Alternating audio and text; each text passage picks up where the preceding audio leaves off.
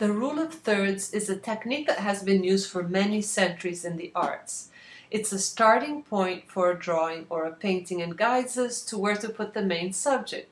The subject that we want to give the most attention, the focal point of our photograph or of our painting or drawing. By placing important subjects on 1/3 or 2/3 of the image, the composition will be more unique. The image will be about the subject and its surrounding. The surrounding can be just about light or the location. Either way, this will complement the main subject.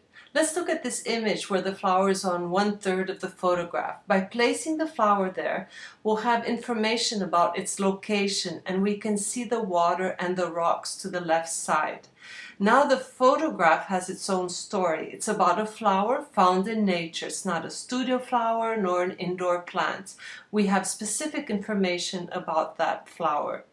If the flower were in the center of the image, it would be taking up the whole photograph. It would be almost like a portrait of the flower. The image would not have any information about the location.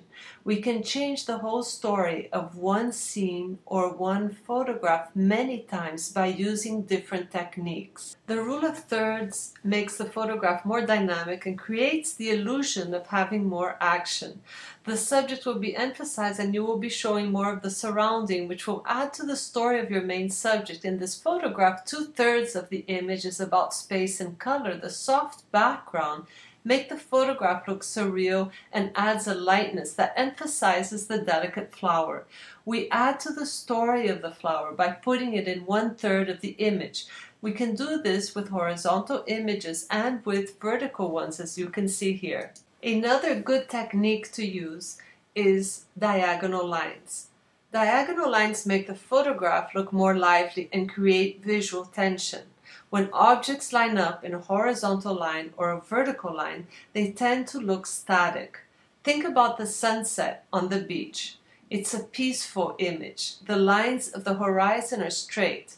Take a look around you now where you are.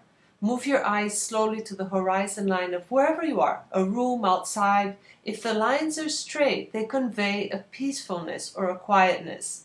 We are used to those straight lines.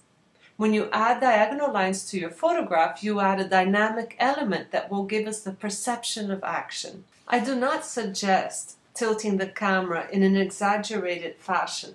That will only throw the viewer off balance, and those images can work out very well or they can be really irritating to the viewer. By tilting the camera, you are tilting the world, and if you use that technique, it should complement your subject or your idea. Many times being subtle can be effective and appear more vibrant than doing something obvious like tilting the camera at a wild angle and throwing the image off balance.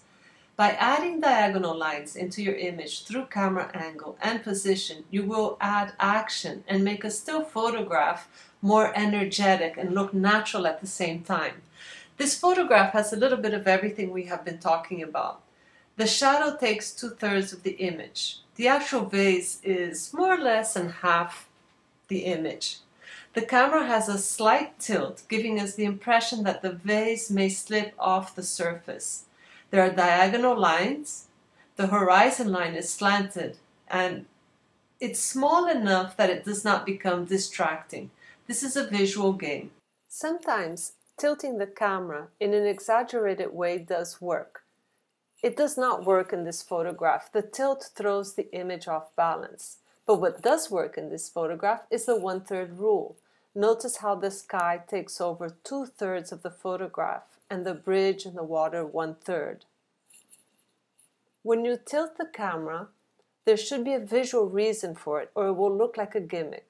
Photographing a lot and using these methods, the 1/3 rule and the diagonal lines technique, will help you understand and master these composition techniques.